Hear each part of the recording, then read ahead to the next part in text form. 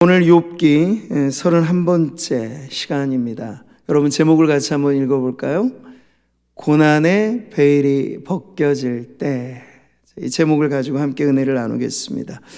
자, 이제 우리는 산으로 비유하자면 욥기의 이 정상부의 자리에 지금 오르게 됩니다. 그런데 여러분 산을 올라보는 분들은 아시겠습니다만 산 꼭대기 지점을 향할 때 그 100m는 평지에서 5km, 10km 그냥 걸을 때보다도 훨씬 힘든 구간이라 하는 걸 알 수 있습니다. 지금 욥기는 막바지에 이르러서 바로 그러한 자리들을 우리들에게 보여주고 있습니다. 어찌 보면 지금까지 성도님들이 이 욥기가 전체 42장으로 구성됐는데 그 가운데 몸통부에 아주 긴 장들이 많은 논쟁과 그리고 많은 이러한들이 오고 가는 다소 지루하고 반복적인 내용이다라고 여겨지는 그러한 느낌을 여러분 가졌을지도 모르겠습니다.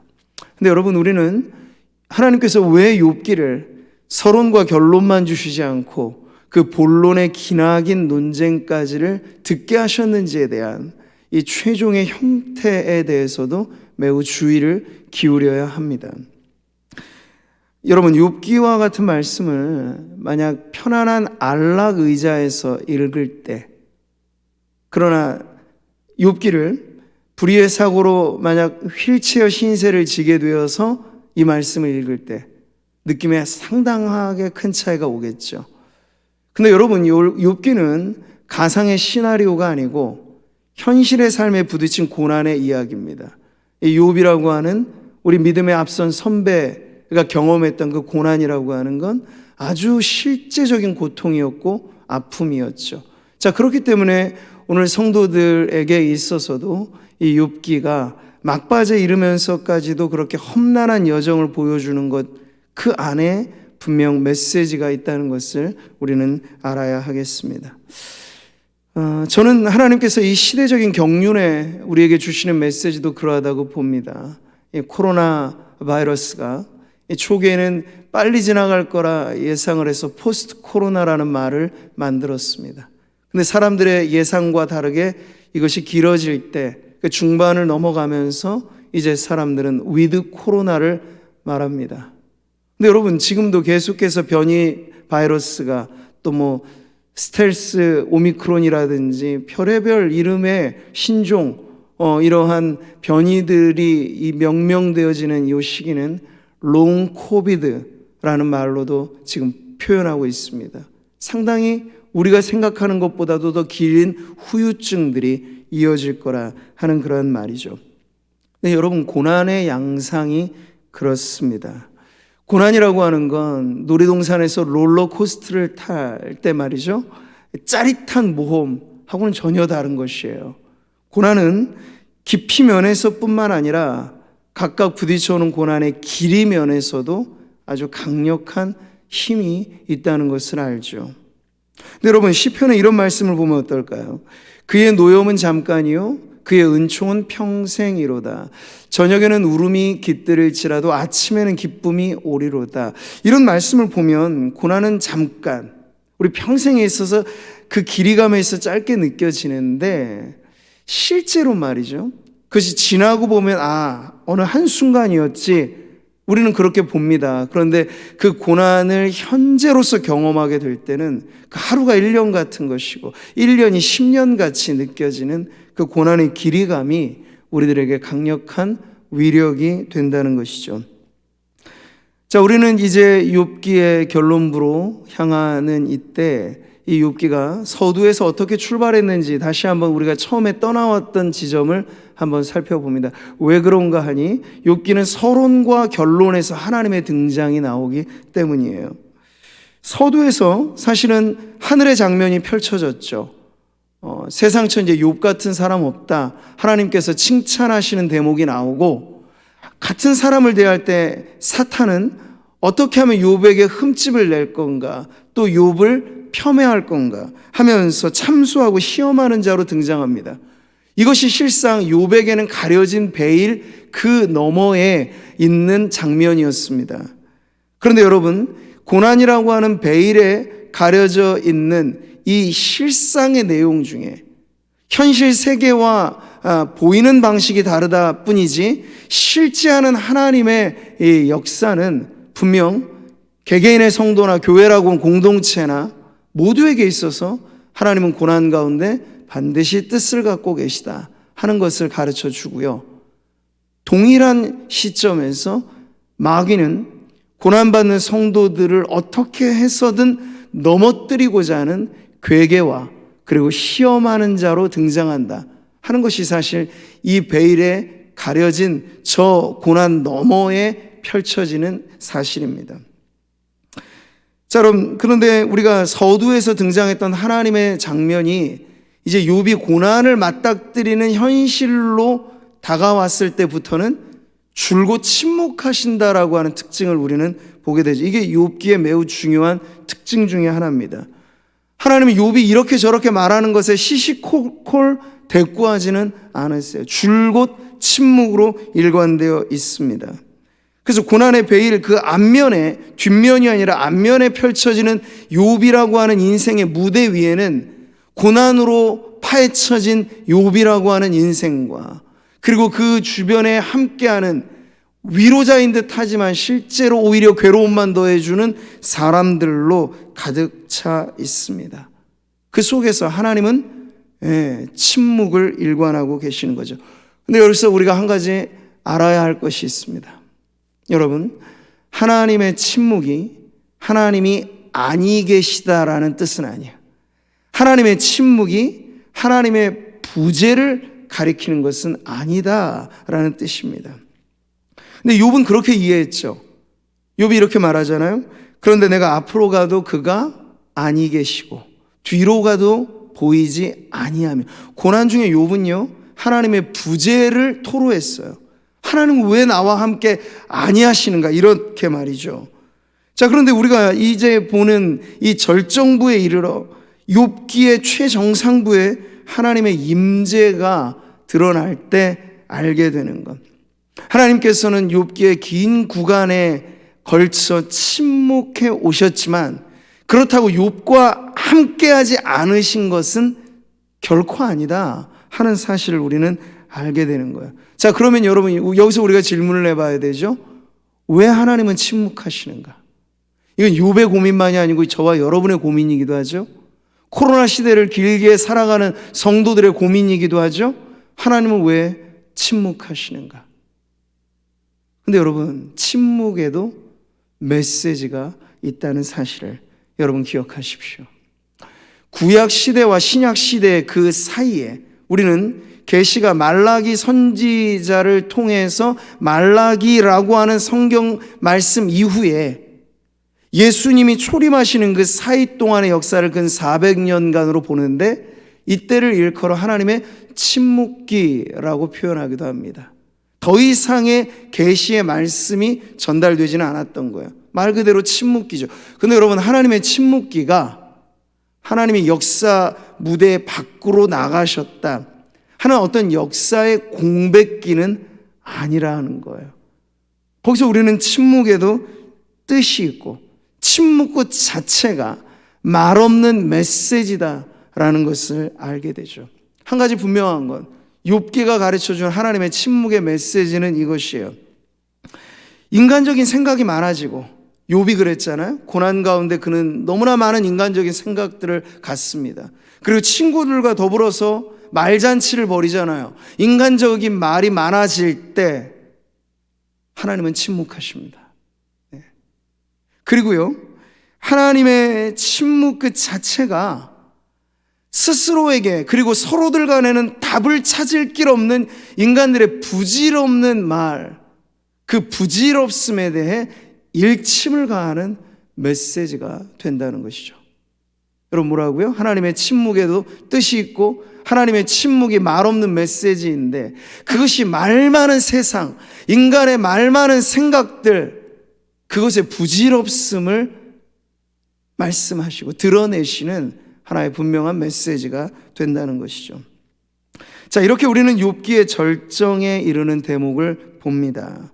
38장 1절에 여러분 어떻게 시작을 하죠?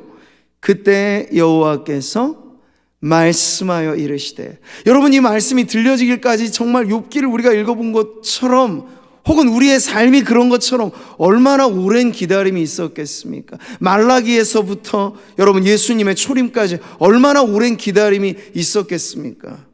근데 지금 이제 하나님께서 그야말로 침묵을 깨고 말씀하기 시작하십니다.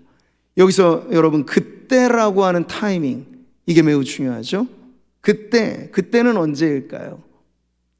욥의 말이 그치니라. 또 하나는요, 세 사람이 말을 그치니. 우리는 지금 욥기가 논쟁부의 막바지로 이르게 되는 이 종결의 구절에 눈여겨봅니다. 욥의 말이 그쳐질 때, 그리고 친구들의 논쟁이 그쳐질 때, 앞서도 말씀드렸듯 인간들의 말이 무성할 때 하나님은 침묵하셨고, 오히려 이제 거기서 답 없음을 깨닫고 그들의 말이 그쳐질 때 비로소 하나님은 말씀하기 시작합니다. 네, 이것은 인간이 잠잠하여 하나님의 말씀을 들을 준비가 되어 있을 때 하나님께서 말씀하기 시작한다 하는 기막힌 하나님의 타이밍을 보여줍니다. 갈라디아서를 보면 이런 말씀이 있죠. 때가 참해 하나님이 그 아들을 보내사. 여러분, 우리는 믿어야 합니다. 무엇을요? 하나님 무작정 일하지 않으신다는 사실을요. 구속의 역사를 이루실 때 때가 찬 하나님의 기약이 있었습니다. 여러분, 이건 하나님의 타이밍을 보여줘요. 하나님의 타이밍은 기막힙니다. 절대 오차가 없습니다.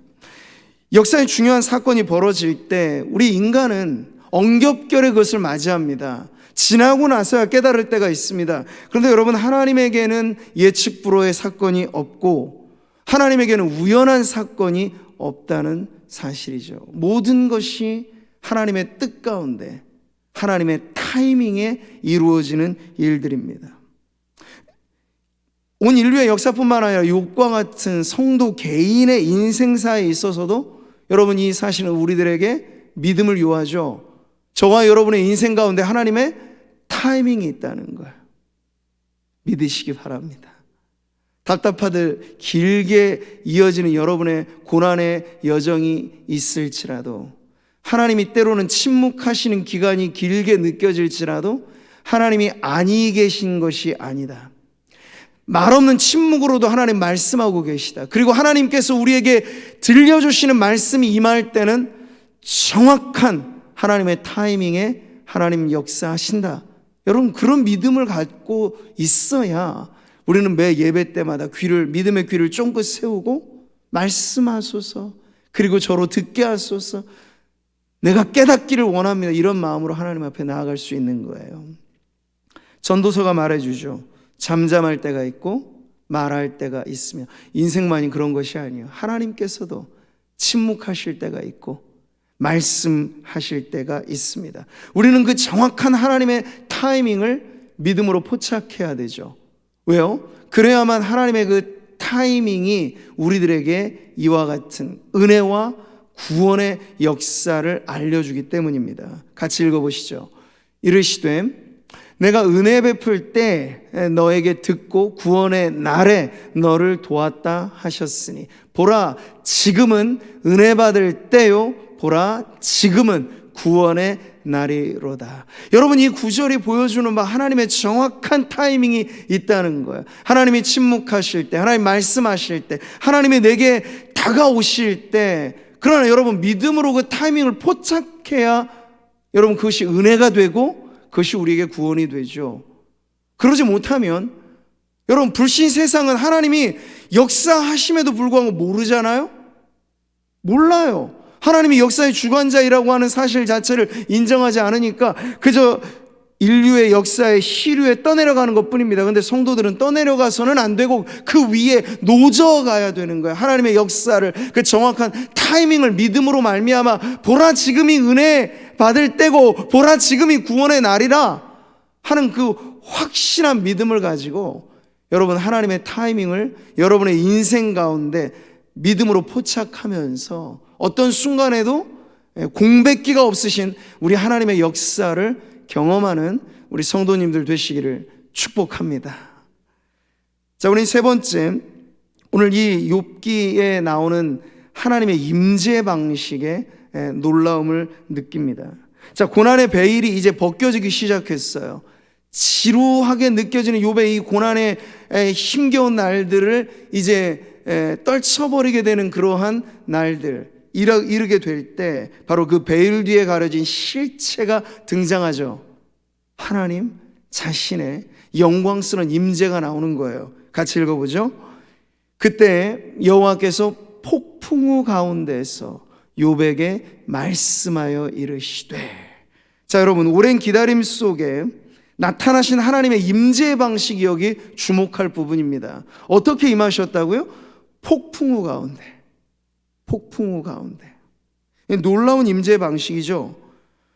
근데 여러분, 이 임재 방식에도 분명 하나님께서는 나타내시고자 하는 뜻이 있다는 거예요. 사실 이 하나님의 임재가 나타나기 이전에 엘리후라고 하는 인물을 통해서 6장에 걸쳐 긴 메시지가 발하여졌는데요. 엘리후의 역할 중에 하나는 하나님의 임재를 앞두고 욥을 준비시키는 부분에 있었던 것, 그게 틀림없습니다. 그 중에 하나, 우리는 엘리후가 하나님의 위엄찬 그 모습, 하나님의 임재를 이렇게 말했던 것을 기억합니다. 같이 읽어보시죠. 그 후에 음성을 발하시며 그의 위엄찬 소리로 천둥을 치시며 그 음성이 들릴 때 번개를 멈추게 아니하시느니라. 여러분, 이 말씀에서 나타나는 장면은 하나님의 위엄찬 임재, 그것을 나타내죠. 이건 마치 모세와 이스라엘 백성이 시내산에 이르러 하나님의 말씀을 듣고자 준비하는 그 시기의 모습과 아주 흡사합니다. 같이 읽어보세요. 시내산에 연기가 자욱하니 여호와께서 불 가운데서 거기 강림하심이라. 그 연기가 옹기가마 연기같이 떠오르고 온 산이 크게 진동하며.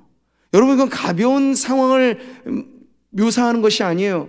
이 장면 때문에 이스라엘 백성들이 두려워 떨면서 우리는 이 하나님의 임재를 감당하기에 버거우니 모세여, 당신이 홀로 하나님의 말씀을 좀 듣고 우리에게 전해 주십시오 할 만큼 지금 시내산에 가득한 하나님의 임재는 오늘 욥기에 나오는 것처럼 폭풍 가운데 찾아오시는 임재의 방식과 흡사합니다.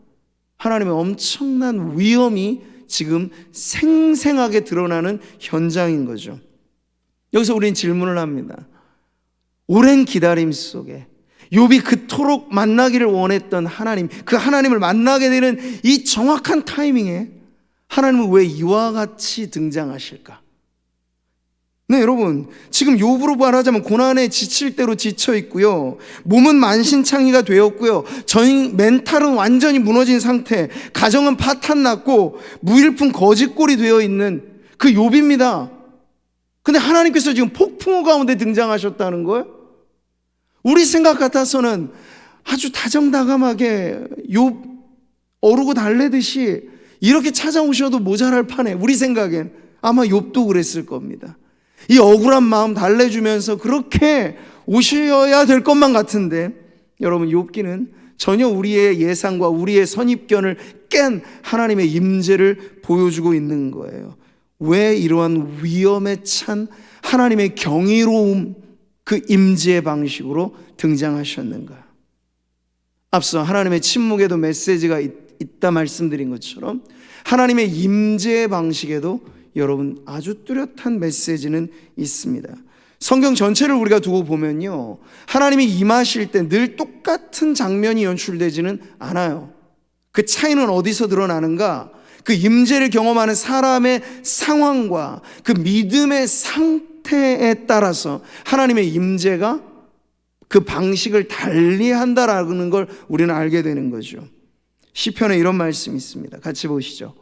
깨끗한 자에게는 주의 깨끗하심을 보이시며 사악한 자에게는 주의 거스르심을 보이시리니 주께서 곤고한 백성은 구원하시고 교만한 눈은 낮추시리이다.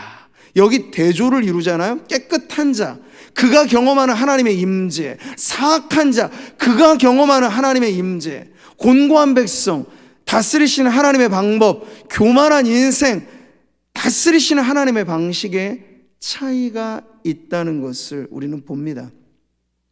자, 여러분, 여기서 우리는 그 질문의 답을 찾는 거죠.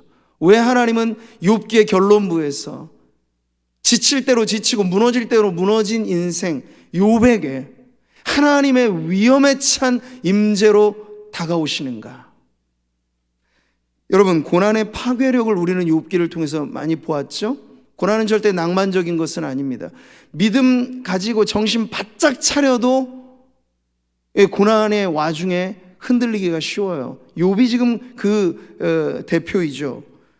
여러분, 욥은 처음에 친구들이 자기를 대적하는 것에 대해서 못마땅했습니다. 내가 지금 위로받아도 시원찮을 마당에 친구들이 왜 나를 공격하는가? 네, 그게 하소연이었죠.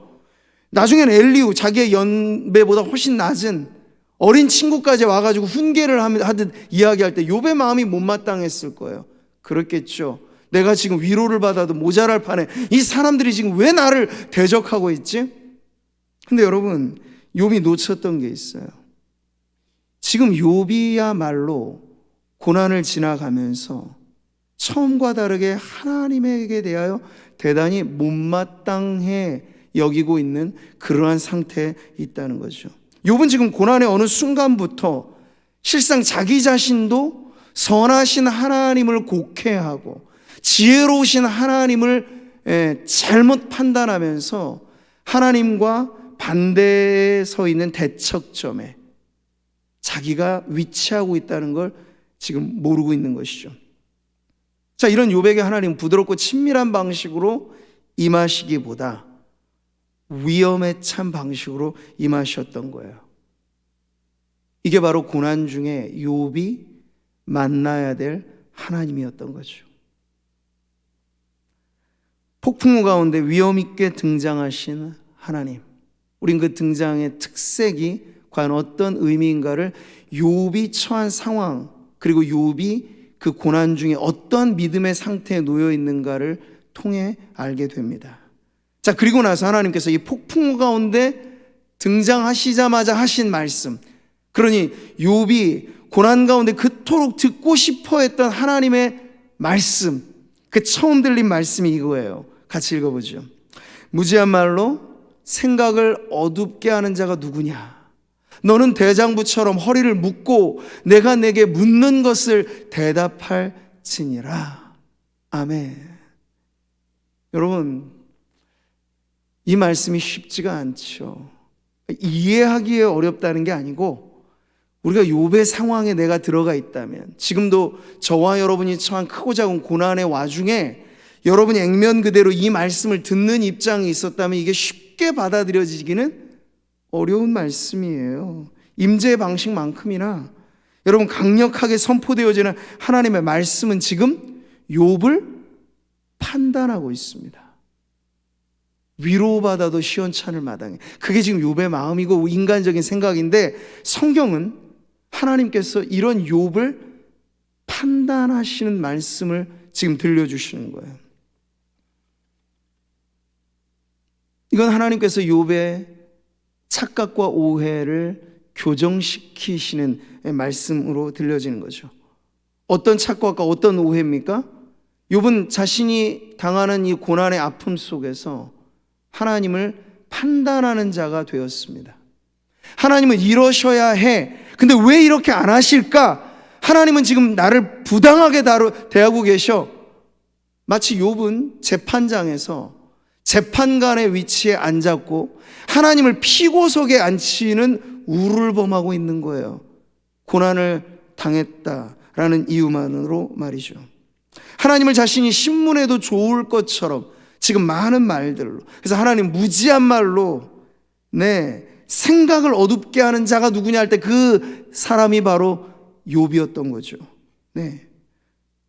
너무나 단도직입적으로 하신 말씀 아니에요? 근데 여기서 하나님은 욥과 친구들 모두에게 이렇게 선언을 하신 거예요. 너희의 하는 말을 내가 다 듣고 있었다. 근데 들어보니 너희의 말들이 참 무지하구나.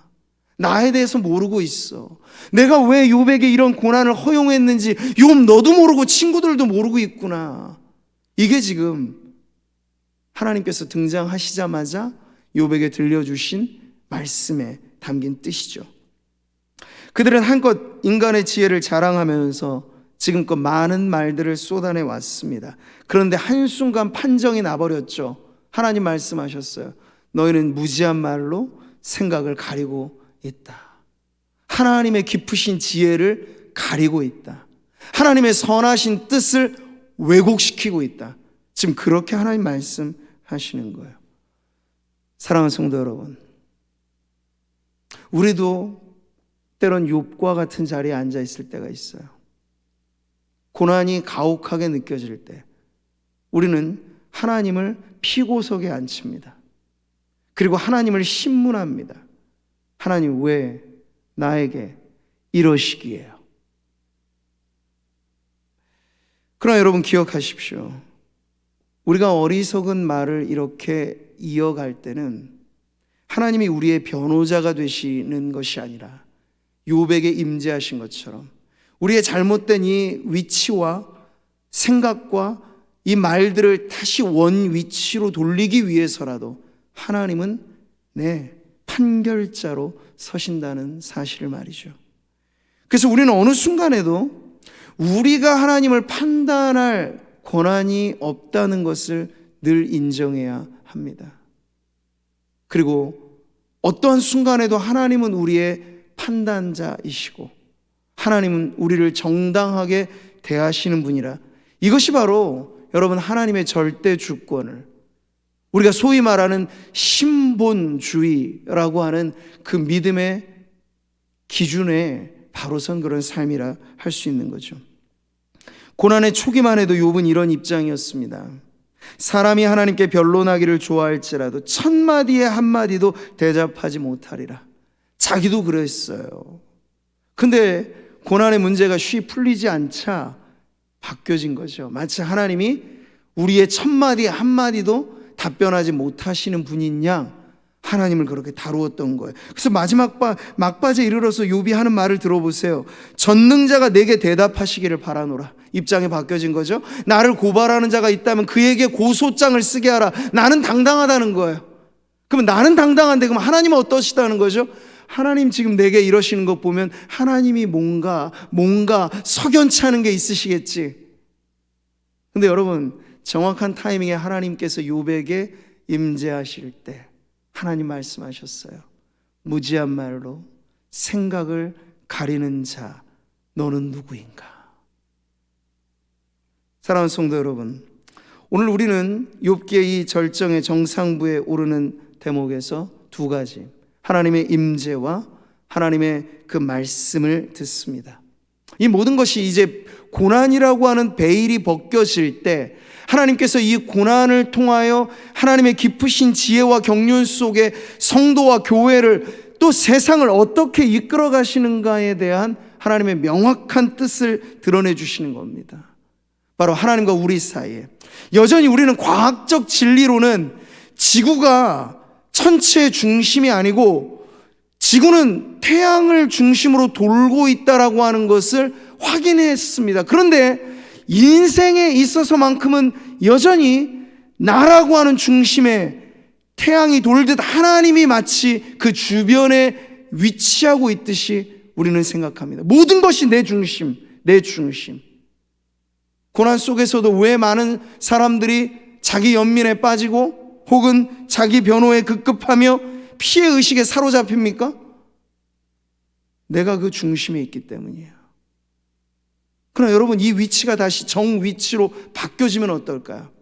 이 모든 역사의 주관자가 하나님이시며 내 인생사의 주인은 하나님이시며 하나님의 말씀과 하나님의 역사에는 뜻이 있고 하나님의 그 뜻은 깊고도 지혜로워 나를 온전케 하시는 하나님의 말씀이며 하나님의 역사이다라고 하는 제대로 된 위치에 다시 서서 하나님을 바라보게 된다면 여러분, 우리는 인생의 순풍의 때든지 역풍의 때든지 서 있을 때든지 넘어질 때이든지 건강할 때이든지 병든 때이든지 많은 소유를 갖고 있을 때든지 무일푼일 때이든지 변함없이 내게 허락하신 하나님이 내게 허락하신 삶이 내게는 최선의 최상의 은혜라고 하는 것을 믿어 의심치 않고 하나님과 동행하는 삶으로 나아가게 될 것입니다.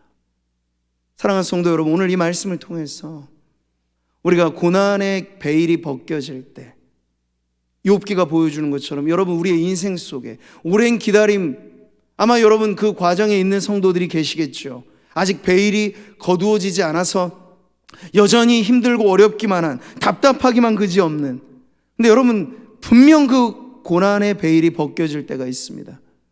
그때 실체가 드러날 것입니다.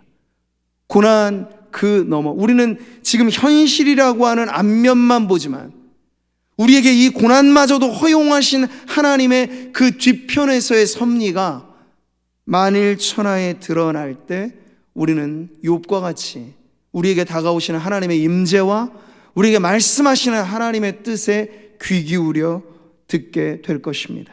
그때 우리는 고난이 역시 내 인생의 한 과정임을 알게 될 것이며, 하나님께서 이 고난마저도 마치 하나님의 오른손이 우리에게 우리가 소망하듯 축복의 날들이라면, 하나님의 왼손은 때로 우리가 달갑게 여기지 않지만 고난의 날들을 통해서 우리 전체 성도들을 빚어가신다라고 하는 그 하나님의 신비를 깨닫게 될 것입니다. 그래서 우리도 욥과 같이 시정되고 교정되어야 될, 다시 정위치로 돌아와야 될 하나님과 나 사이의 관계가 여러분 고난의 베일이 벗겨지면서 다시 되찾아지기를 바랍니다. 그럴 때 질문은 우리가 하는 것이 아니고 하나님이 우리에게 물으실 것이고, 우리가 이 고난의 시간을 어떻게 보냈는지를 하나님께 답변해야 될 때가 올 것입니다. 너는 대장부처럼 허리를 묶고 내가 내게 묻는 것을 대답할지니라. 사랑하는 성도 여러분, 우리 모두가 하나님 앞에 서서 답변해 드려야 될 인생을 살고 있으니 하루라도 허투루 살아가지 않도록 힘써야겠습니다. 옛 속담에 낱말은 새가 듣고 반말은 쥐가 듣는다 하였지요. 근데 우리는 이런 속담보다도 더 엄밀하게 다가오는 예수님의 말씀을 기억해야 돼요. 내가 너희에게 이르노니 사람이 무슨 무익한 말을 하든지 심판날에 이에 대하여 신문을 받으리니.